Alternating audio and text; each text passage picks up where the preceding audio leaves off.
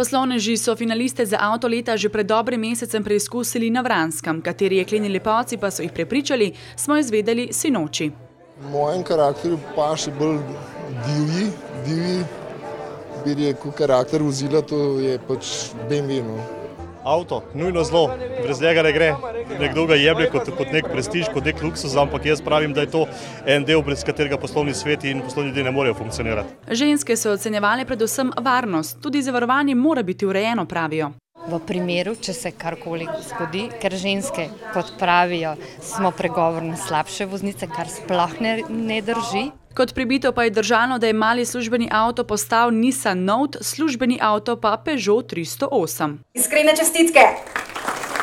Laskava naslova sta pripadla Škodi Superb, ki so jo razglasili za poslovni avto leta. BMW serije 5 pa je postal menedžerski avto leta.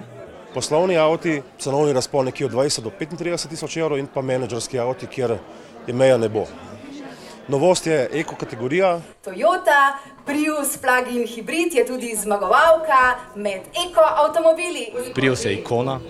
Leta 1997, ko smo lansirali prvo generacijo, je za marsikoga v upravi avtomobilskih različnih konkurentov predstavljal smešno odločitev. Danes je postal trendsetter, tretja generacija.